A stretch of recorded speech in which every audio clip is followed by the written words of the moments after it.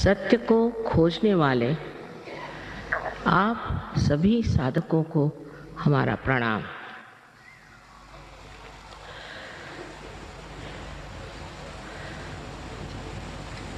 इस कलयुग में मनुष्य जीवन की अनेक समस्याओं के कारण विचलित हो गया और घबरा रहा।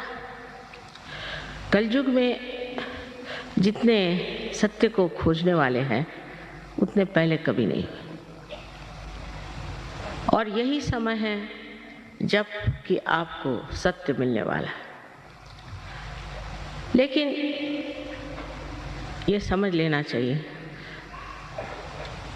कि हम कौन से सत्य को खोज रहे हैं, क्या खोज रहे हैं। नहीं तो किसी भी चीज़ के पीछे हम लग करके ये सोचने लग जाते हैं कि यही सत्य है। इसका कारण ये है कि हमें अभी तक केवल सत्य, एब्सोल्यूट ट्रूथ मालूम है। कोई सोचता है कि ये अच्छा है, कोई सोचता है वो अच्छा है, कोई सोचता है कि जीवन और ही तरह से बिताना चाहिए। तो विक्षुब्ध सारी मन की भावना और भ्रांति में इंसान घूम रहा। इस संभ्रांत स्थिति में उसको समझ में नहीं आता है कि आखिर क्या कारण है जो मेरे अंदर शांति नहीं। मैं शांति को किस तरह से अपने अंदर प्रस्थापित करूं। मैं ही अपने साथ लड़ रहा हूं, झगड़ रहा हूं, कुछ समझ में नहीं आता। यही कलयुग की विशेषता है, और इसी कारण इस कलयुग में ही मनुष्य खोजेगा। पहले इस तरह की संभ्रांत स्थिति नहीं थी। मनुष्य अपने मानवता से ही प्रसन्न था। अब आप इस मानव स्थिति में आ गए। इस स्थिति में अगर आपको केवल सत्य मालूम होता तो कोई झगड़ा ही नहीं होता। हर एक इंसान एक ही बात सोचता, और कुछ भी समझाने से, बतलाने से मनुष्य सिर्फ मानसिक हो जाता है, मेंटल हो जाता है। पढ़ पढ़ के भी मानसिक हो जाता है, और उसमें कोई शांति नहीं मिलती, उसमें कोई आराम नहीं मिलता, उसमें कोई चैन नहीं आता। तो सत्य क्या है ये समझ लेना चाहिए। अब बात यह है कि मैं जो कुछ भी आपके सामने बात कहूँ इसे आप एकदम से मान्य मत करें, क्योंकि अंधश्रद्धा से हम लोग पहले ही पीड़ित हैं।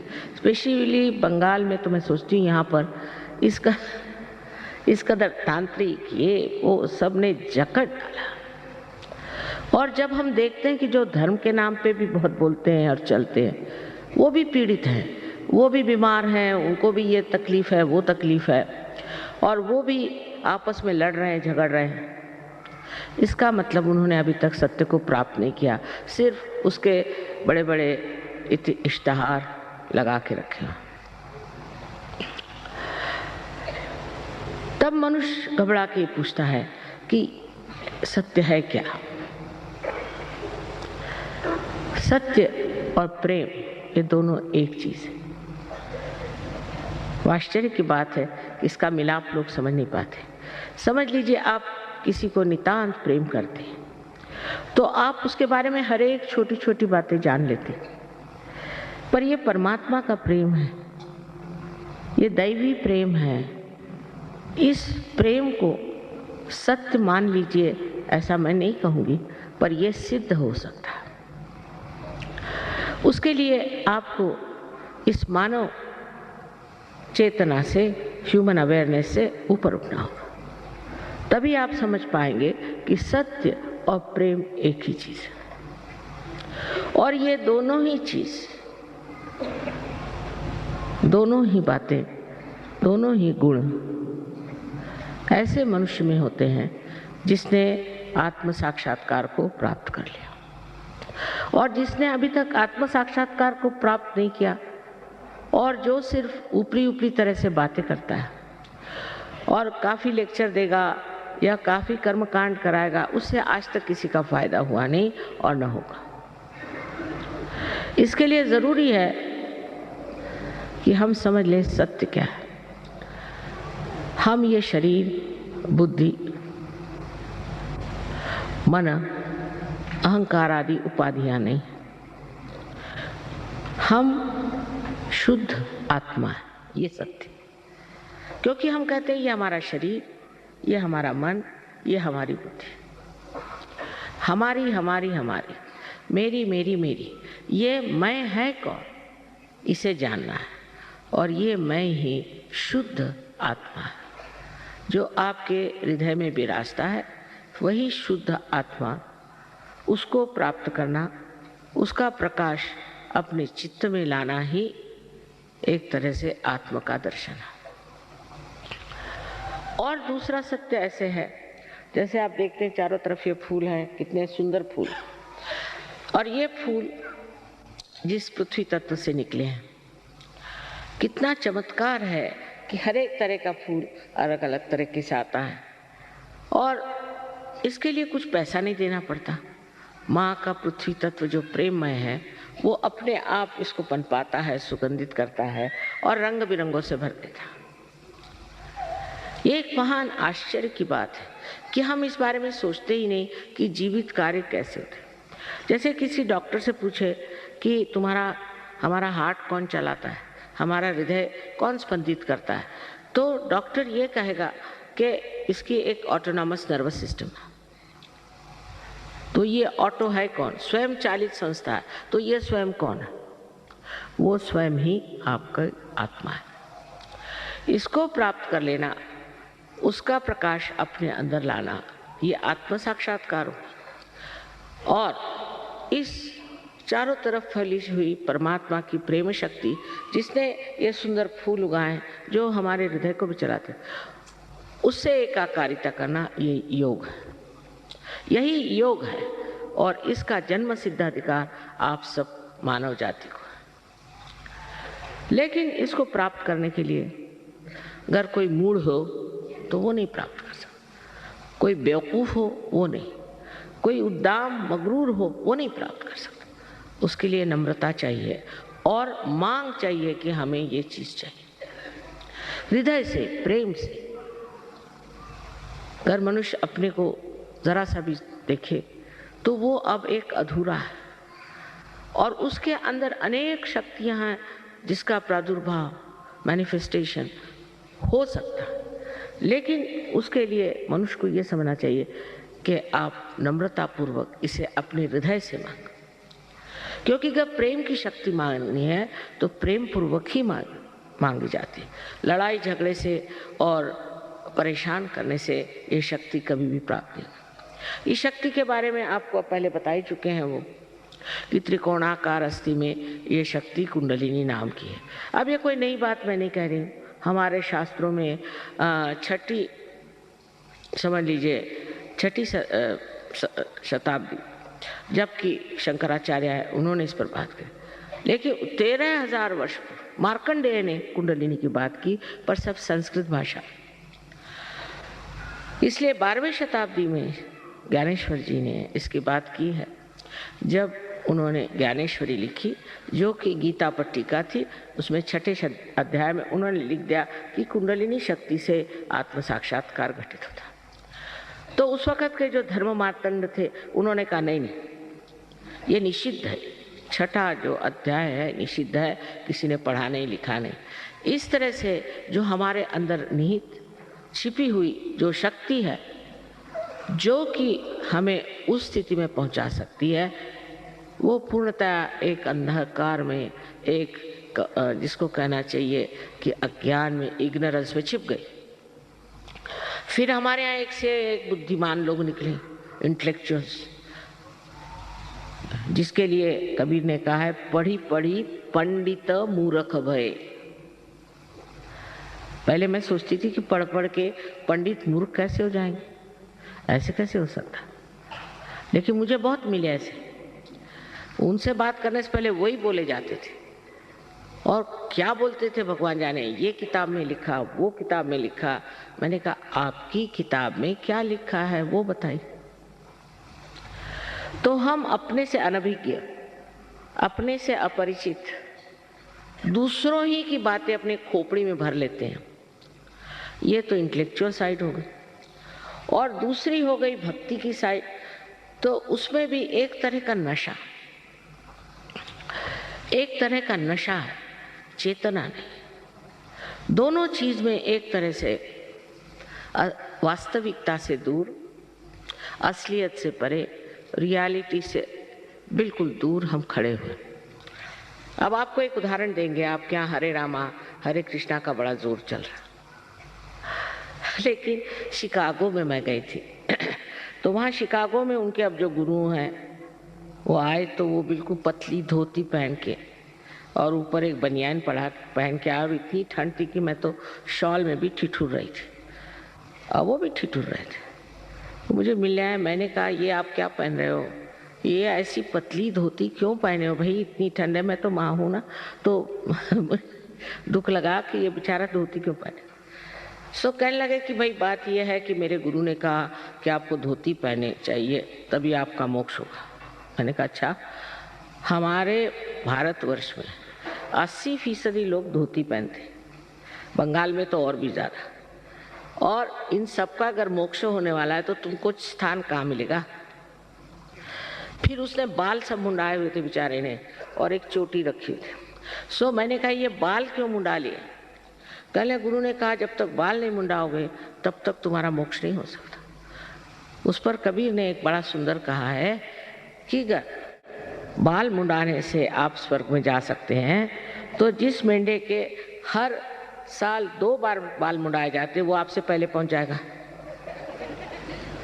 और वो इसको मानते हैं बड़े श्रद्धापूर्ण रीति से, और मुझसे नाराज हो गए कि आपके मैं गुरु के विरोध में बोल रहे हूँ। नहीं, मैंने कहा मैं तो माँ हूं ना, तो इसलिए पूछ रही हूँ कि भाई ये अपनी दुर्दशा क्यों बनाए। फिर दूसरी बात समझने की है कि उपवास करो, ये नहीं खाओ वो नहीं खाओ, उपवास करो, सर के बल खड़े हो जाओ, ये करो। कहले काय के लिए, मोक्ष प्राप्ति के लिए।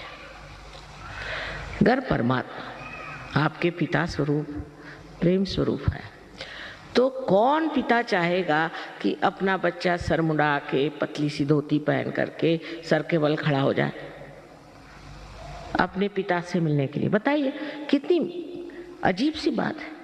कोई पिता चाहेगा कि अपना बच्चा भूखा मरे। और माँ को तो अगर सजा देना तो खाना बच्चे बंद कर देते, हम खाना नहीं खाएंगे, हो गया माँ खत्म। कुछ भी गुस्सा आएगा उनका खत्म हो जाता। आप तो माँ को बहुत अच्छे से जानते।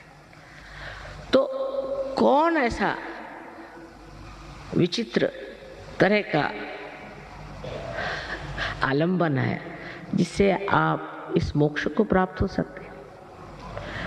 आप जब मनुष्य हुए तो आपने कितना पैसा खर्च किया।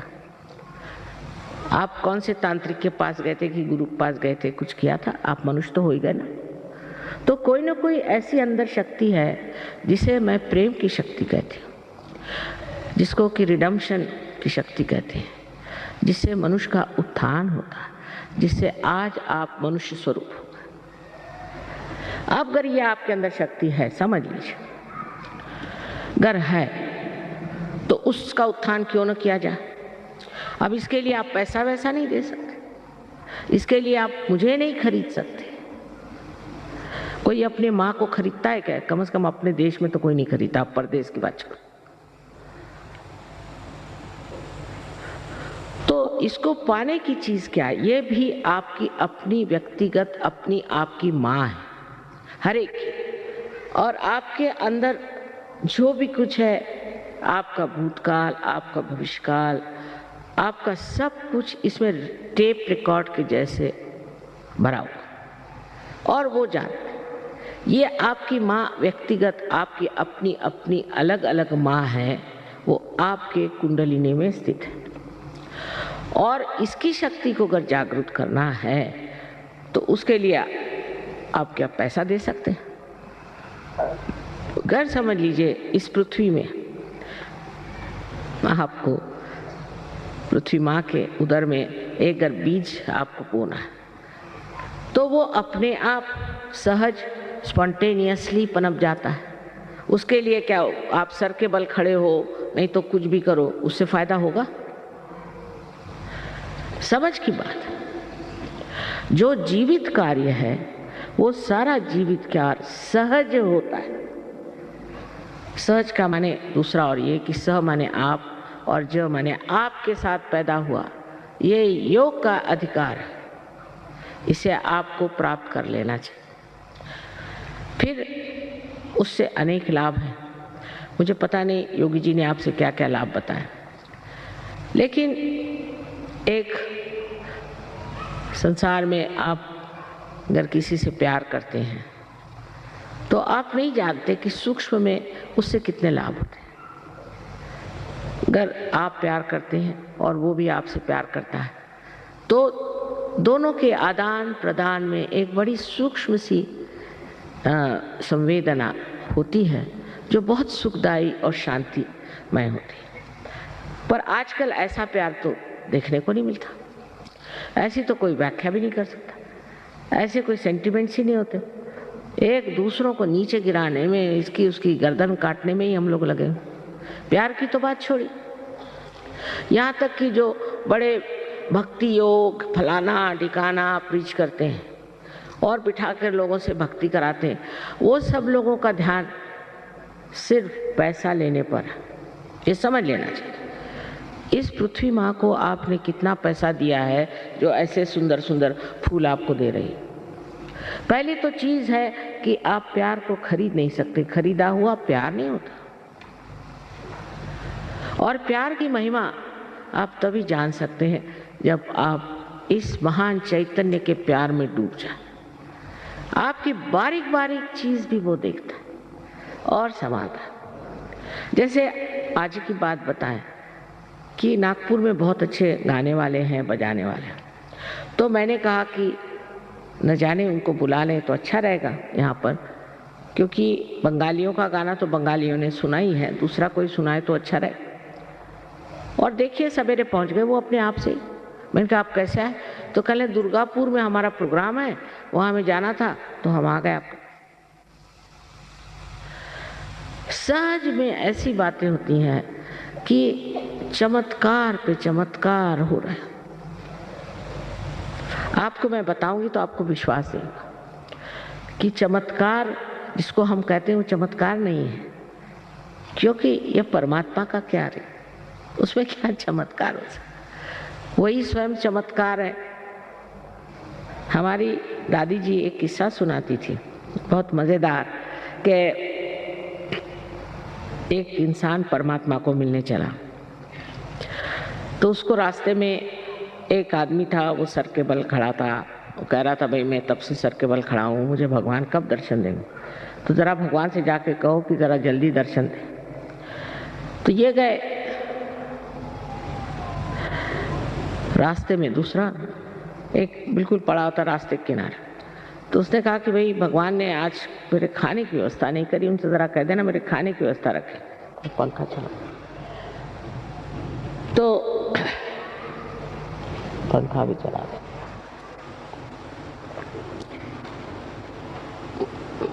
तो इन्होंने कहा कि अच्छा हम कह देंगे भगवान से।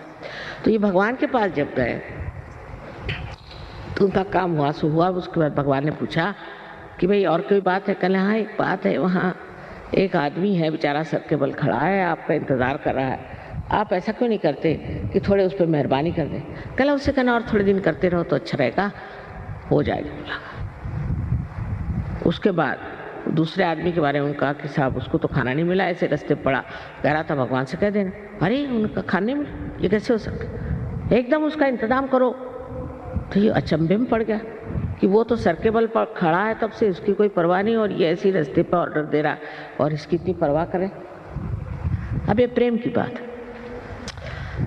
तो उनसे परमात्मा ने कहा अच्छा तुम ऐसा करो, तुम नीचे जा रहे हो ना, तो दोनों से एक ही बात कर। क्या बात?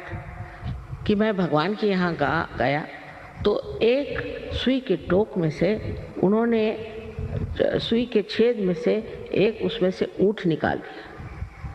बस इतनी बात करना था। तो ये आए नीचे, तो पहले इनको वो मिला जो कि सर के बल खड़ा था। फिर ज़रा उनका भाई तुम ठीक आ जाओ। कहा कि अच्छा हम आएंगे कभी, भगवान ने कहा। तो और क्या देखा तुमने भगवान? अरे मैंने बड़ा आश्चर्य देखा कि उन्होंने सुई के छेद में से एक ऊँट निकाल दिया। अरे कहने क्या झूठ बोल रहे हो? भगवान के यहाँ क्या हुआ है, तुम तो मुझसे झूठ बता रहे। अच्छा कहने फिर वो दूसरा आदमी था उसके पास, अरे हाँ खाने का तो इंतज़ाम हो ही जाता, मैंने सोचा ऐसे ही बता दें। तो और क्या देखा तुमने? तुमने बताया कि एक आश्चर्य की बात कि एक सुई के छेद में से उन परमात्मा ने एक ऊँट को निकाला। अब इसमें जो सूक्ष्म बात है वो समझिए। तो वो कहता है इसमें आश्चर्य कौन सा? अरे वो परमात्मा है। वो ऊँट तो क्या दुनिया ही निकाल दे, न जाने विश्व के विश्व निकाल दे, वो परमात्मा है। तुम क्या समझते हो अपने को? ये एक नितांत विश्वास, क्योंकि आत्म साक्षात्कारी आदमी को उसका जो विश्वास होता है वो अंधा विश्वास नहीं होता, वो साक्षात में विश्वास। साक्षात कोई भी चीज अंधे से मान लेना ये मनुष्य के लिए शोभा नहीं देती। आप पहले इसका साक्षात करिए, पहले आप सत्य को जान लीजिए, और सत्य को जानने के बाद आप जानिएगा कि आप कितने महान और गौरवशाली हैं। अभी तो आप अपने बारे में कुछ जानते ही नहीं। जैसे कि किसी छोटे गांव में चले जाइए जहाँ बिजली नहीं कुछ नहीं, और टेलीविज़न ले जाइए और उनसे कहे कि देखो इसमें सब तरह की फिल्म आएंगी, फोटो आएंगे, ये कहला ये डब्बे में, इस डब्बे में, कहला हाँ इसी डब्बे में। जब उसका कनेक्शन हो जाता है तो वो हैरान, इस डब्बे में इस चीज़ कैसे है? ऐसे हम भी अपने को एक डिब्बा समझते हैं। और ख़ासकर बंगाल में मैंने देखा है कि इंसान बहुत निराश रहता है हमेशा, और रोने के गाने गाते रहता है, रोने में रहता है। अब दिन बदल गए, ये समझना चाहिए कि नया समय आ गया। ये बड़ा एक विशेष समय, इसको मैं ब्लॉसम टाइम कहती हूँ, बसंत बहार कहती हूँ। लेकिन बहुत से लोग इतने निराश हो गए, इतने निराशा में फंसे हुए हैं कि वो समझ ही नहीं सकते कि इस निराशा के बाद एक बड़ी भारी सुबह होने जा रही जो सारे दुनिया में छा जाएगी, और वो आज का समय है। लेकिन सहयोग में एक ही बस बात है कि आत्म साक्षात्कार हो जाएगा, कुंडलिनी का जागरण हो जाएगा, सब कुछ हो जाएगा। लेकिन उसके बाद आपको इसको बहुत पल्लवित करना है, बढ़ाना है, वृक्ष बनना है। यही लोग कम हो जाते हैं। जैसे अभी मेरे लेक्चर में इतने लोग आए, पिछली मर्तबा से कम आए, क्योंकि इसमें कुछ न कुछ बनना होता है। ये नहीं कि मैं सहयोगी हूँ, नहीं। सहयोगी का मतलब ये कि आपके अंदर क्या क्या शक्तियाँ जागृत हुई। सबसे तो पहले आपको वो स्थिति मिलती जिसे हम लोग निर्विचार समाधि कहते हैं। विचार हमारे अंदर आते हैं और जाते हैं, भूतकाल से भविष्यकाल तक हम सोचते रहते हैं, पर वर्तमान को हम नहीं जानते, और वर्तमान असलियत है। तो विचार उठे नीचे गए, फिर विचार उठे नीचे गए, उसके बीच में एक जगह है जिसे विलंब कहते हैं, पॉज। वो विलंब को हम नहीं पकड़ पाते जहाँ वर्तमान है। या तो आगे की बात सोचते, पीछे की, जैसे अभी जिनको जाना है वापस सोच रहे होंगे कि अब ट्रैम मिलेगी नहीं, बस मिलेगी कि नहीं, ये है नहीं, वो नहीं। या तो पिछली बातें सोचते रहे। और मैं अगर कहूँ कि अभी वर्तमान में आप खड़े हो जाइए तो नहीं हो सकते, क्योंकि एक विचार उठा खत्म, दूसरा विचार उठा खत्म, और हम उसके ऊपर में नाचते रहते हैं। लेकिन जब कुंडलिनी जागृत होती है तो विचार लंबाकृत हो जाते हैं, ऐसे रिलैक्स हो जाते हैं, लंबाकृत, और उसके बीच में जो जगह बन जाती है और वर्तमान में आप खड़े हो जाते हैं। और जब आपका चित्त वर्तमान में होता है तो आप कुछ नहीं सोचते, निर्विचार, और निर्विचार में आनंद झरने लग जाता है। अब जैसे यहाँ एक बड़ा सुंदर कारपेट है, एक उदाहरण के लिए, तो मैं कहूँगी भाई कितना सुंदर है, अब मैं करिए, मेरा है तो मेरे लिए सर दर्द हो जाएगा कि भाई ख़राब ना हो जाए, ये नहीं वो नहीं, इंश्योर करो, सब जो होते हैं प्रॉब्लम्स कोई चीज़ पाने की। और मेरा नहीं दूसरे का है तो मैं ये सोचूंगी कितने का मिला, कहाँ मिला, कब पाएंगे ये। लेकिन अगर हम निर्विचार इसे देखें तो इसको बनाने में जिस कलाकार ने अपना आनंद बूट दिया है, वही आनंद सर से लेकर नीचे तक ठंडा ठंडा बहना शुरू हो जाए और उस आनंद में आप स्नात हो जाएंगे। जब आप निर्विचार हो जाते हैं तब आप अपने शांति में खड़े हो जाते हैं। शांति, ये कहने की बातें हैं कि शांति के बड़े बड़े इन लोगों ने ऑर्गेनाइजेशंस बनाए, शांति में अवार्ड्स दिए, ये वो। मैंने तो बहुत से लोगों को देखा है जिनको बड़े शांति के अवार्ड्स मिले। इतने गर्म होते हैं, इतनी गर्म तबीयत कि उनसे अगर मिलना हो तो एक लकड़ी जाके लेके जाइए सामने, और नहीं तो लेके 2-4 झापड़ ही मार देंगे आपको। कोई आप उनसे बात ही नहीं कर सकते, इतने गुस्से ले लो, उनमें कोई प्रेम की झलक भी नहीं। वो क्या है, शांति दें। और उनको इंटरनेशनल अवार्ड्स मिले, पता नहीं किस तरफ से देख के दिए उनको इंटरनेशनल। इस प्रकार हम लोग बिल्कुल भुलावे में रहते हैं, क्योंकि हमारे अंदर की जब शांति प्रस्थापित होती है तब हम समझते हैं कि शांत चित्त क्या होता है। जैसे कि आप पानी में खड़े हैं तो आप परेशान हैं उसकी लहरों से, क्योंकि लहरें आकर के आपको डरा रही कि कहीं डूब न जाए। पर अगर आप किसी नाव में चले जाए तो आप लहरें देख रहे हैं, मजा आ रहा है, आपको घबराहट नहीं। पर अगर आप तैरना जानते हैं तो आप कूदते हैं नीचे में और जो डूब रहे हैं उनको बचा सकते हैं। इसी प्रकार सहयोग में आपकी प्रगति थी। पहले आप निर्विचार समाधि में उतरते हैं, फिर आप निर्विकल्प समाधि में उतरते हैं। कभी कभी ये किसी किसी को दोनों एक साथ मिल जाते हैं। ये बड़ी आश्चर्य की बात है, दोनों चीज एक साथ घटित होती है और इसमें इंसान जो है उस शांति को भी प्राप्त करता है और उन शक्तियों को भी प्राप्त करता है जो उसके अंदर निहित है। पर उसका कोई वो ये नहीं उसके लिए बाल मुंडा ले या उसके लिए भगवा वस्त्र पहने, कुछ ये सारे भाव अंदर होते हैं। आपको तो राजा जनक की कहानी मालूम है, मुझे नहीं बताना चाहिए। पर जैसे अब मैं गृहस्थ हूँ, मेरे पति ऐसे ऐसे हैं, चलो उन्होंने कहा तो कपड़े पहन लिए अच्छे, कहा तो जेवर पहन लिए। जब किसी चीज को पकड़ा ही नहीं तो छोड़ेंगे क्या? अगर आपने पकड़ के रखा है तो आप छोड़ सकते हो, पर अगर पकड़ा ही नहीं तो छोड़ो क्या? इस तरह की स्थिति जो है संन्यास अंदर से होती है, बाह्य से दिखाने की स्थिति नहीं होती। बाहर से तो कपड़े सन्यासी के पहले अंदर धंधे चोरों के, इसका फायदा क्या? तो ये जो ढोंग है ये सब खत्म हो जाता है, क्योंकि मानव अपनी इज्जत करने लगता है, अपना मान उसको होता है, उसके अंदर एक तरह की चमक आ जाती है कि मैं क्यों, मुझको क्या करना। और ये आत्म साक्षात्कारी लोग ही दुनिया में बड़ा बड़ा नाम करते, जैसे अपने तिलक साहब, तिलक आत्म साक्षात्कारी थे, इसमें कोई शक नहीं।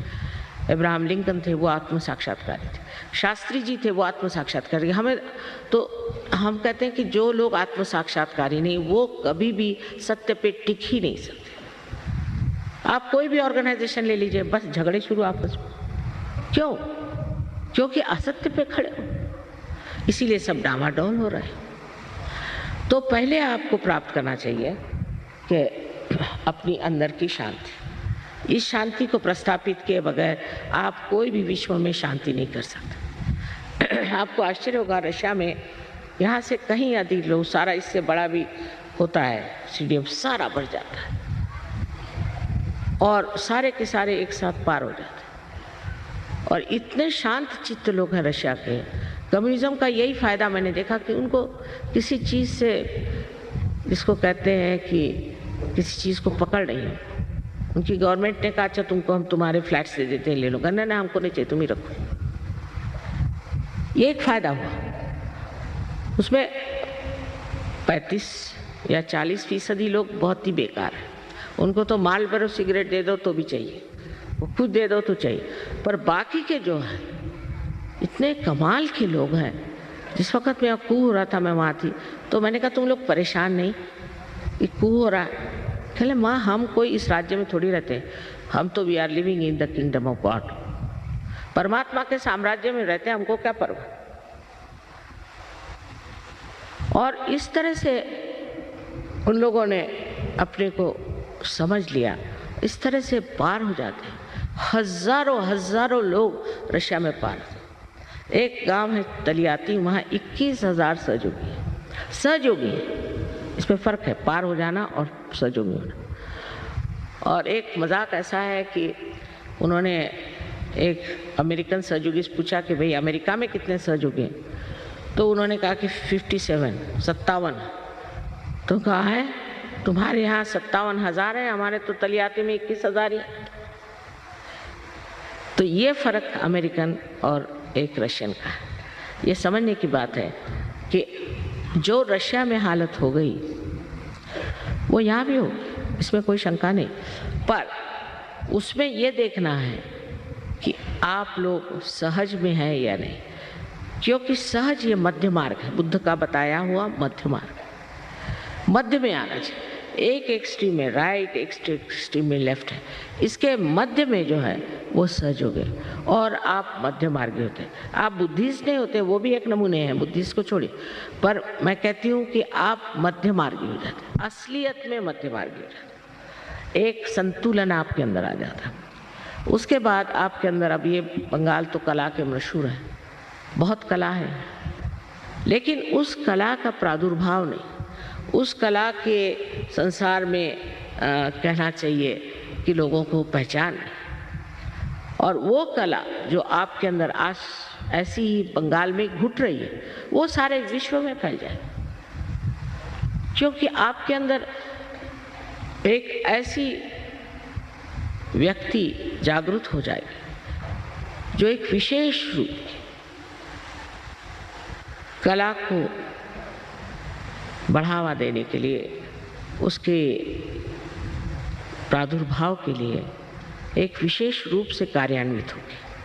अब हमारे यहाँ बहुत से कलाकार सहयोग में आकर के कहाँ से काम हो रहे। आपने देबू चौधरी का नाम सुना होगा, उनके हाथ में क्रैम्प्स होते थे, पहले बजा नहीं पाते थे, सहयोग में आते, आज कहाँ से काम हो रहे। अमजद अली, उनसे पूछा, सिफात हुसैन का, इतने लोग हैं जो कि सहयोग में आने के बाद ही पनप गए। सुष्मिता सेन भी सहयोगिनी है। इसका जो अंदर से ये माँ की लालच बच्चों को देने की कि जैसे अगर आपको कोई बात कहनी है तो चॉकलेट में घुसा के दे दो तो दिमाग में आती। तो पहले तो कला, पर दूसरी बात जो बंगाल की खास है वो है प्रेम।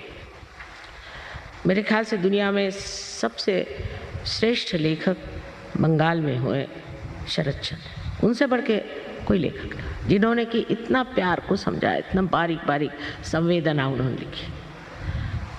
उस प्यार की शक्ति जो अपने अंदर थोड़ी सी भी पनप रही है, उसका जो विश्व रूप है उसे आप प्राप्त करते हैं। हमारे यहाँ जैसे कि कविता है, रविंद्र बाबू ने ये विजन देखा था कि भारत के शोर पे, भारत के किनारे ऐसी ऐसी लोग आएंगे। ये सब हो रहा है, गणपतिपुरे करके एक जगह है, वहाँ पर ये सब हो रहा है, जो उन्होंने कहा था वो साकार हो। लेकिन इन लोगों को ये 70 देशों से आते, मैंने कभी लड़ते नहीं देखा, झगड़ते नहीं देखा, कोई गंदी बात बोलते नहीं देखा, और निरीक्षक। मैंने कहा भाई यहाँ बड़ा तुम लोगों को, अब ये लोग सब रईस करके भी हैं, काफ़ी आराम से रहते हैं, कि बे आराम ही है तुमको। तो कहले नहीं माँ, हमें तो आत्मा का आराम चाहिए, वो हम यहाँ प्राप्त करें। हम तो आत्मा के आराम के लिए, शरीर का आराम क्या करें, कैसे भी सो लेंगे, कैसे भी रह लेंगे, एकदम मस्त अवधूत बने हुए। अब बताइए कि फॉरेन के लोग, इंग्लैंड में जो पहला हमारा ये हुआ मुठभेड़ हुई, तो 7 ड्रग एडिक्ट्स के साथ 7। अब पढ़े लिखे, कोई प्रिंसिपल यहाँ का तो कोई प्रोफेसर वहाँ का, सब कैम्ब्रिज और ऑक्सफोर्ड के लोग 7, और उनसे जूझते जूझते 4 साल लग गए। एक तो खोपड़ी में सब भरा हुआ, कैम्ब्रिज, ऑक्सफोर्ड, और दूसरे ड्रग लेना, शराब पीना और अनैतिकता, सब चीज़। पर कुंडलिनी के जागरण से जैसे कोई 7 पिलर्स खड़े हो गए, इस तरह से वो लोग इंग्लैंड में खड़े। इंग्लैंड जैसे देश में, जो कि बहुत ही ज़्यादा अपने को बहुत अक्लमंद समझते हैं, वहाँ पर भी आप सोचिए इससे ज़्यादा लोग आते हैं प्रोग्राम, इससे बहुत ज़्यादा। वहाँ का रॉयल अल्बर्ट हॉल बिल्कुल गचागच भर जाता। अब ये ज़रूर है कि बंगाल में देर से आए, लेकिन तो भी मुझे लगता है कि बंगाल देश का सबसे ज़्यादा अधिकार सहयोग को प्राप्त करने का। क्योंकि यहाँ एक से एक कर्मवीर हो गए, धर्मवीर हो गए, हर तरह के लोग यहाँ हो। और इस देश में सहयोग फैलना बहुत ज़रूरी है। अब इसमें ऐसा है कि पहले आपको देख करके आप जब सहयोगी में आएंगे, आप जब इसको प्राप्त करेंगे और जब आप में सब शक्तियाँ आएंगी, तब तो ना दूसरे लोग आएंगे। लेकिन अभी आधे लोग उठ के चले गए, ऐसा और कहीं नहीं होता। आपको आश्चर्य, एक पत्ता नहीं हिलता, क्योंकि सब लोग अपना भला चाहते हैं। सब चाहते हैं कि हमारा कल्याण। उस चीज़ की अगर ध्यान करके आप बैठें तो आपको आत्म साक्षात्कार देना बहुत आसान है। आपके बच्चों के आज प्रश्न खड़े हो रहे हैं और आगे की प्रोजिनी कैसी होगी उसका पता नहीं। एक तो ये जो कुछ भी पाश्चिमात्य वेस्टर्न इन्फ्लुएंस हमारे अंदर आ गया, उससे हमारे बच्चों का कितना नाश हो रहा है। ये सब चीज़ अगर आपको रोकना है तो आप बच्चों को सहयोग में लाएं। उसमें बस यही बात है कि जैसे कोई कहे कि मेरे हाथ में एक सांप है, अब मैं हठी हूँ और कहे कि आपके हाथ में सांप, तो मैं कहूँगी नहीं, ये तो सांप नहीं है, ये तो डोर है। जिद करूँगी, पर जैसे ही कोई प्रकाश आ जाएगा उस सांप को मैं छोड़ दूँ। इसी प्रकार सहयोग में जब मनुष्य आता है तो आत्मा के प्रकाश में जो कुछ चीज़ हमारी नाशवंत है, डिस्ट्रक्टिव है, उसको एकदम छोड़ देता है। एकदम। मैंने तो यहाँ तक देखा है कि एक रात में लोगों ने ड्रग्स छोड़ दिया, हजारों लोगों ने। लेकिन हमारे यहाँ जो प्रश्न है वो ये कि हम में बहुत से ऐसे संस्कार हैं जो गलत है। पहले तो संस्कार हमारे कर्मकांडों के, फिर दुनिया भर के झूठे गुरु लोग। पहले दिन मैं आई थी जब यहाँ पहला प्रोग्राम हुआ तो हॉल में सिर्फ एक आदमी था, आप सोचिए, और बाहर एक तांत्रिक अपने को मार रहा था हंटर से, वहाँ हजारों लोग खड़े थे। मैंने कहा बाबा इस बंगाल को नमस्कार। पता नहीं क्या हुआ, वो तांत्रिक के पीछे लगा। फिर जिसको पूछे मैं दीक्षित हूँ, हर एक आदमी दुखित है ये नहीं कोई कहता, पर दीक्षित। और इस दीक्षा में आपने क्या प्राप्त किया, कम से कम ये तो पूछना चाहिए खुद से। मैं इसलिए आज साफ साफ कह रही हूँ कि किसी भी चीज़ से एक माँ ये पूछे कि बेटे तुमको क्या मिला, तुमने क्या प्राप्त किया, तुम दीक्षित तो हो गए, कुछ मिला तुमको, उससे कुछ लाभ हुआ। सहयोग के लाभ अनेक अनेक अनेक। सबसे तो ये कि जीवन एक चमत्कार हो जाता है। अब सहयोगियों के ऐसा है कि चमत्कार का कोई अंत ही नहीं। ये लोग जब मुझे चिट्ठियाँ लिखती कि ये चमत्कार हुआ, वो चमत्कार हुआ, मैंने कहा अच्छा हुआ होगा भाई, रहने दो, क्योंकि उसको लिखने के लिए भी और पढ़ने के लिए भी टाइम होना चाहिए। सारा जीवन जो है इतना आनंदमय हो जाता और आप आनंद के बिल्कुल सागर में डूब जाते। एक तो आप शांति में आ जाते हैं, और जो आपकी शक्ति है वो प्रेम की शक्ति।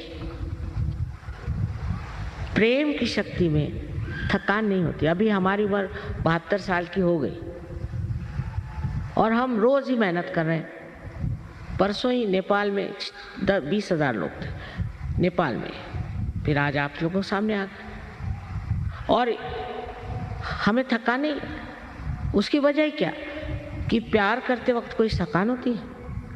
अरे ये प्रेम की शक्ति है, इसमें इंसान को थकान नहीं, आनंद आता है। बस आनंद में ही विभोर इंसान रहता है। आज ही एक कैंसर पेशेंट ठीक हो गए सहयोग से, लेकिन हम इसको अनाउंस नहीं करते। ये तो रोजमर्रा का धंधा है, रोजमर्रा, लेकिन इसको अनाउंस इसलिए नहीं करते कि सारे कैंसर पेशेंट ही मेरी खोपड़ी पे आ जाए। पहले आपको ही सहयोग का हम बना देते हैं सहयोगी, तो आप ही ठीक कर सकते। सबको मैं थोड़ी ठीक करती हूँ, सहयोगी ठीक कर रहे हैं हर जगह, सहयोगी मेहनत कर रहे हैं और बड़ा आनंद आता है। इसमें कोई मिशन नहीं है, कुछ नहीं है, ना हमारा कोई ऑर्गेनाइजेशन है। आप आश्चर्य करेंगे कि हमारा कोई ऑर्गेनाइजेशन नहीं, कोई मेंबरशिप नहीं। जो सहयोग में आ गया वो जैसे समुद्र में उतर गया, फिर उसको क्या सर्टिफिकेट दें या उस पर कौन सा ब्रांड लगाना। ये चीज़ आप सबको घटित हो सकती, सब आप प्राप्त कर सकते हैं, सिर्फ आपको हृदय से ये मांगना चाहिए। अब इसके लाभ कितने हैं अगर शुरुआत से आखिर तक बताएं तो कठिन है, पर पहला लाभ तो ये है कि आपके अंदर अबोधिता, इनोसेंस जागृत हो जाता है। अब लोग कहेंगे कि इनोसेंट आदमी को कोई ठगता है, सजग कोई ठग नहीं सकता, उसके ऊपर परम चैतन्य की छत्र छाया, कोई नहीं ठग सकता। अगर कोशिश करे तो वही ठग जाएगा। वो पूरी तरह से सुरक्षित है पहली बात, और उसकी स्वयं अपनी आंख जो है एकदम शुद्ध हो जाती। ईसा मसीह ने कहा thou shalt not have adulterous eyes, इतना सूक्ष्म बोले, आंख में भी लस्ट और ग्रीड नहीं होना चाहिए। यह सजोग में सिद्ध है, आंख में चमक आ जाती। और ऐसा आदमी अगर किसी की ओर कटाक्ष भी डाले या ध्यान भी दे, चित्त दे, तो भी उस आदमी की शांति हो जाती है, उसके घर में आराम आ सकता है। उसके चरण अगर किसी के घर में पड़ जाए तो वो घर भी ठीक हो सकता है। सबसे बड़े इससे समृद्धि आती है। अगर आप चाहते हैं कि बंगाल में समृद्धि आए तो आप सर्च को लें, क्योंकि इसमें आपका लक्ष्मी तत्व जागृत होता है। जब आपका अटेंशन, आपका चित्त एकाग्र होकर किसी चीज को पकड़ता है और जब आपकी बुद्धि में आत्मा का प्रकाश आ जाता है तो न जाने कहां से कहां लोग चले गए। समृद्धि भी बहुत आती है, पर समृद्धि ऐसी नहीं आती कि आप शराब पियो और ये करो वो करो। बहुत व्यवस्थित एक, इसको कहना चाहिए, शानदार इंसान बनते हैं। अपने प्रति बहुत आदर और दूसरों के प्रति आदर हो जाता है। आदर से भी कहना चाहिए प्यार, और एक ऐसा प्यार जो बिल्कुल निर्वाज, शुद्ध, निर्मल है। ऐसा प्यार आपको एक दूसरे से प्राप्त भी होता है और आप एक दूसरे को देते भी। आज आपको पता है महाराष्ट्र से यहाँ 100 लोग आए हुए, महाराष्ट्र से 100 लोग यहाँ बैठे हुए हैं। इस महाराष्ट्र में बड़ी मेहनत करी मैंने, लेकिन संतों की भूमि है महाराष्ट्र, और इनका सहज की जो बैठक बड़ी जरूरत है। जैसे इनके गाने की बैठक है वैसे ही इनके सहज की भी बैठक है। वैसे ही बंगाल में भी ऐसे ही लोग यहाँ बड़े कर्मवीर हो गए। अब ज़रूरत है नए आंदोलन की और नए एवोल्यूशन की, जहाँ पर मनुष्य अपने उस स्तर में पहुँच जाए जो उसके लिए साध्य है और जो उसको मिलना ही। इस आधे अधूरे जिंदगी तो अच्छा है, इसे आप प्राप्त करें और करना कुछ नहीं। आपकी सर्जनता, आपकी क्रिएटिविटी इतनी बढ़ जाएगी कि आप खुद समझ नहीं पाएंगे ये कहाँ से आए। ऐसे ऐसे लोग जिन्होंने कभी कविता तो क्या, कोई भी लेख भी नहीं लिखा, ऐसे कविताएं लिखी, और महादुष्ट लोग भी उनकी शक्लें बदल गई। इसमें ये समझ लीजिए कि एक मनुष्य एक नए अवतरण में उतर आता है, और ये सब आपका ही है, मेरा क्या। आप ही की कुंडलिनी और आप ही का पाना, सिर्फ एक जागृति की बात है। जागृति हो जाए, जैसे कि एक बीज में से एक अंकुर निकल आता है, इस तरह से जागृति हो जाएगी। पर जागृति के बाद उसको वृक्ष बनाना आपको जरूरी है। इसमें कच्चे पड़ जाते हैं। इसमें मैं कहूँगी रशियंस ज़बरदस्त होगा। और नॉर्थ इंडिया में दिल्ली जैसी जगह 16,000 सजोगी हैं। आप समझ सकते हैं कि नॉर्थ इंडिया, जहाँ की उनको दत्तात्रेय कौन मालूम नहीं, कुछ कुंडलिनी को कुंडली कहते थे, ऐसे लोग इतने ऊंचे पद पर क्यों चले गए? उनमें कंडीशनिंग नहीं, कुछ कोई उनमें ऐसे संस्कार बैठे नहीं जिससे वो जकड़ गए। और बंगाल में तो सबसे सृजन शक्ति सबसे ज़्यादा है। यहाँ पे भक्ति है, सृजनता है, सब कुछ है। सिर्फ एक बात की कमी कि अपने ऊपर विश्वास नहीं, आत्मविश्वास नहीं। अपने को हमेशा कम ही समझते हैं। जब तक आत्मविश्वास नहीं होगा तब तक सहयोग आप साध्य नहीं कर सकते, क्योंकि आप ये हैं, मैं कहती हूँ आप यही हैं कि आप उस महान शक्ति को प्राप्त करें। आप में सब कुछ निहित है, लेकिन विश्वास नहीं, आत्मविश्वास। यही सोचते हैं कि हमने तो ये गलती करी तो हमने वो गलती करी, हमेशा गिल्टी फील करते हैं। हमको कैसे मिलेगा, हम कैसे, प्रभु मैं कह रही हूँ आपको मिलेगा सब। सिर्फ आत्मविश्वास हो कि हमें मिलने वाला है, ये हमें मिलने का है और ये हमारा अपना हक है प्राप्त कर, और बहुत आसानी से सहज आपको मिल सकता है। अपने ऊपर पूर्ण विश्वास होना चाहिए कि आज ही आप सबको ये प्राप्त हो। एक बात। दूसरी बात इसमें यह है कि अपने को तो आपको माफ कर देना चाहिए। आपसे लोग कहते हैं तुमने ये पाप किए, वो पाप किए, सब यहाँ भूल जाना चाहिए। जो ऐसे कहते हैं वही पापी है, मैं तो ये कहती हूँ। जो आपको समझाते हैं वही पापी है। कोई पाप पुण्य की बात आज नहीं करनी। मेरे लिए आप बच्चे हैं ना, माँ के लिए बच्चे कैसे भी हों तो भी प्यारे होते हैं। तो ये सब बातें जो जिससे कि आप अपने ऊपर ग्लानि करें और अपने को न्यून समझें, इसे मेहरबानी से आप लोग भूल जाइए और ये जानिए कि आप परमात्मा की नज़र में दोषी नहीं, और आप इससे मानना होगा कि आप दोषी नहीं, बिल्कुल भी कोई भी दोष आपके अंदर नहीं। इस सच्चे श्यामलाम भूमि में इतनी पुण्य भूमि है, इसमें आप दोष कैसे कर सकते? इतनी तकलीफें हैं, परेशानियाँ हैं, इतने आप बर्दाश्त करते, कोई संसार में लोग नहीं कर सकते जैसे आप लोग सहन करते। फिर आप अपने ही ऊपर लेते हैं। कोई लोग कहते हैं हमारा पूर्व जन्म ऐसा था, कुछ नहीं, आज उससे संबंध ही नहीं। आज वर्तमान की बात मैं करें, इस वक्त आप आए तो इसलिए आप मुझ पर विश्वास करके अपने को क्षमा कर दें।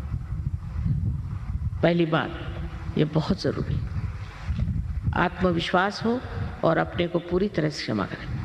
और दूसरी बात है कि आप सबको क्षमा कर दीजिए, क्योंकि क्षमा करो या न करो आप कुछ करते नहीं। क्या करते हैं आप जब आप क्षमा नहीं करते? कुछ भी नहीं। ये तो एक मिथ्या बात है कि हम नहीं क्षमा कर सकते, बड़ा मुश्किल है। कोई मुश्किल, उल्टे जब आप क्षमा नहीं करते हैं तब आप अपने को दुख देते। जिसने आपको तकलीफ दी, परेशानी दी, उसको अगर आप क्षमा कर दें तो आप अपने को कम से कम परेशान तो नहीं करेंगे। वो तो आराम से बैठा है और आप अपने को बेकार में चले जा रहे हैं। बिल्कुल लॉजिकल है ना बात। तो अभी इस वक्त आप लोग सब इतना करिए कि माँ हमने सबको क्षमा कर, उनका नाम भी नहीं सोचने का, क्योंकि वे सरदर्द, हमने सबको क्षमा कर दिया। इतना ही अपने मन में कहने से चीज एकदम आपको हल्कापन आ जाए। यही मैंने ये बात कही जिसे संस्कृत में हम क्षम दो मंत्र कहते हैं, बीज मंत्र है कि पहले तो ये कि मैं गलत नहीं हूँ, हम मैं हूँ, और दूसरा ये कि सबको मैं क्षमा कर देता हूँ। दोनों चीज आपके अंदर इस वक्त अगर घटित हो जाए तो बड़ा ही आसान हो जाएगा आपको प्राप्त होना। फिर दूसरी बात ये कहनी है कि आप बहुत ही पुण्य कर्मों की वजह से इस भारतवर्ष में पैदा हुए। इतना ही नहीं किंतु इस बंगाल देश में, बंग देश में आप पैदा हुए, ये आपके पूर्व जन्म के अन्य कर्मों की वजह से। और इसीलिए हमें आपको ये कहना है कि आप आत्म साक्षात्कार को बहुत सहजता से प्राप्त करें। पर सहजता से प्राप्त करने का ये मतलब नहीं कि आप इसकी इज्जत न करें और इसको बढ़ावा न दें। इसमें आपको पनपना होगा, इसको बढ़ावा देना होगा, और बिल्कुल मुश्किल नहीं है। हमारे यहाँ सेंटर है, लोग काम कर रहे हैं। अब हम देहातों में भी लोगों को भेजना चाहते हैं और इसको बढ़ाना चाहते हैं, जिससे लोगों के अंदर अपनी आत्मशक्ति प्राप्त हो। और फिर आप देखिए कि कैसे चार चांद आपके जीवन को लगते हैं। ये तो बात है कि आज इतने एक लेक्चर में सारी बात नहीं कही जा सकती, और कह कर के भी क्या फ़ायदा, ये भी तो सिर्फ बुद्धि का ही खेल है। असल में बात यह है कि ये घटना घटित होनी चाहिए। अगर समझ लीजिए ये इंस्ट्रूमेंट है और इसका एक कनेक्शन मेन से लगाने तो बेकार है। इसीलिए हम लोग बेकार हैं, क्योंकि हमारा कनेक्शन उस चारों तरफ फैली हुई परमात्मा की प्रेम शक्ति से हुआ नहीं, उस परम चैतन्य से हुआ नहीं। इसलिए हमारी कोई व्यक्तित्व नहीं है, आइडेंटिटी नहीं। और वो बहुत आसान, आप बिल्कुल इस चीज़ के लिए तैयार है और इसे आप प्राप्त कर सकते हैं। तो अभी देखिए, सिर्फ आपको ऐसे हाथ कर रहे हैं, ज़रा थोड़ी देर 5 मिनट बैठिए, इतने से आइए। क्या आप लोग सिर्फ मेरा लेक्चर सुने आए थे? तो आत्म साक्षात्कार के लिए आए ना? नहीं तो अपने एक और बीमारी, दर्शन हो गए। चलो, मेरे दर्शन से कुछ नहीं फायदा होने वाला उसके लिए बहुत मंदिर बने हुए हैं। हाँ, दोनों हाथ मेरी ओर करें। अब ये कहना कि जिसको जाना है अभी चले जाए। जिस वक्त में हम जागृति का कार्य करेंगे तब उठ के जाने की कोई ज़रूरत नहीं। दोनों हाथ हमारी तरफ करें।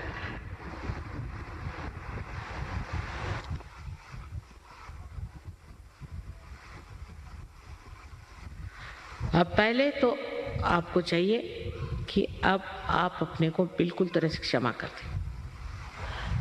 इस वक्त अपनी गलतियां और पाप पुण्य जोड़ने की जरूरत है।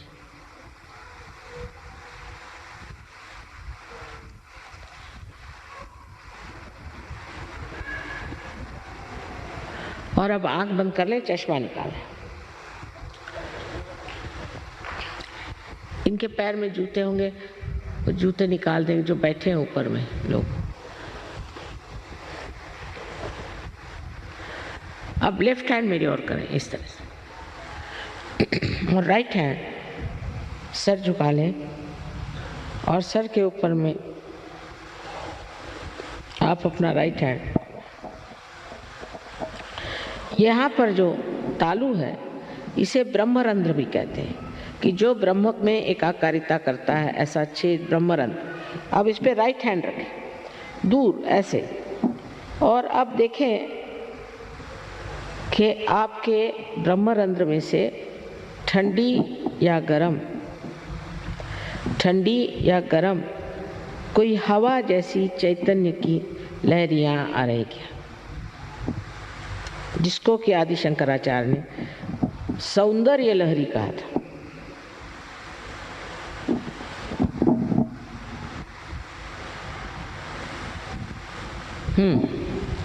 नीचे सर झुका है, नीचे सर झुका। अब मेरे और राइट हैंड करें, और फिर से अपना सर झुका, और लेफ्ट हैंड से अब देखें, सर पे हाथ नहीं रखें, सर से दूर सर झुका, लेकिन शंका नहीं करने की, आप ही के सर से ठंडक आ रही, शंका नहीं करनी, सर झुकाए। अब अगर गर्म आ रहा है, इसका मतलब यह है कि आपने अपने को या दूसरों को क्षमा नहीं की, तो वो अभी आप क्षमा करें। और इस वक्त ये मांगना है कि हमें माँ आत्म साक्षात्कार दीजिए। आप मांगिए मन में कि माँ हमें कृपया आत्म साक्षात्कार दीजिए। मैं ज़बरदस्ती नहीं कर सकती, मैं आपकी जो स्वतंत्रता है उसको नहीं छू सकती, क्योंकि अगर स्व का तंत्र बताना है तो उसके लिए ज़रूरी है कि आपकी इच्छा से सब होगा।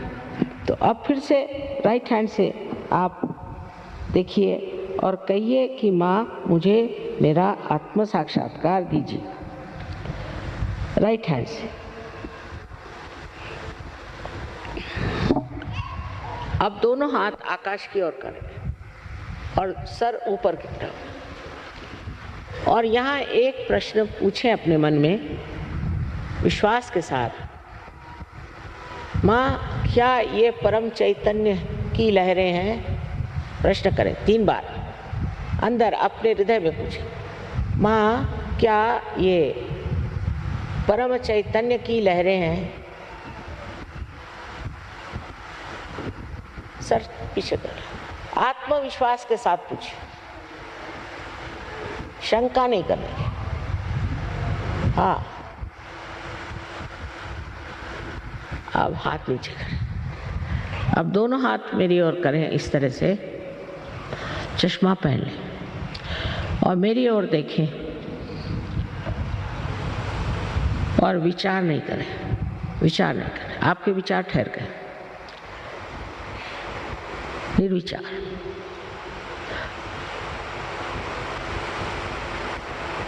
यही निर्विचार समाधि। अब जिन लोगों के हाथ में या उंगलियों में या ब्रह्मरंध्र से ठंडी या गर्म हवा आई हो, वो दोनों हाथ ऊपर करें।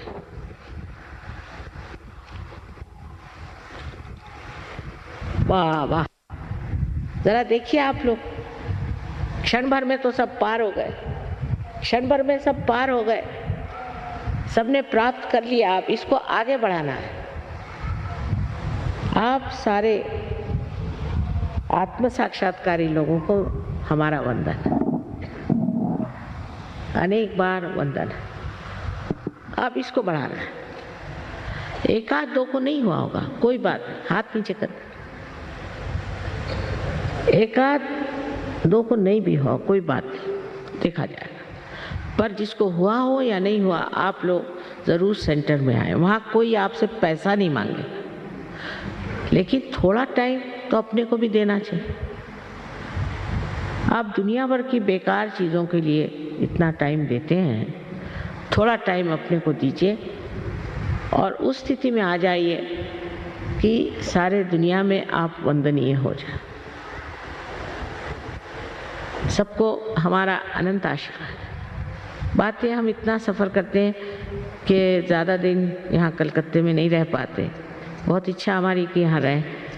अब इतनी विनती है कि आप लोग अपने को एक अंकुरित बीज समझ करके एक वृक्ष रूप से तैयार हो जाए, और फिर आप जानिएगा कि आपके अंदर हजारों शक्तियाँ, और सारी शक्तियाँ प्रेम से लिपटी हुई, बहुत ही सुंदर आपका जो अंतर का स्वरूप है वो जागृत हो जाएगा। आप सबको अनंत आशीर्वाद।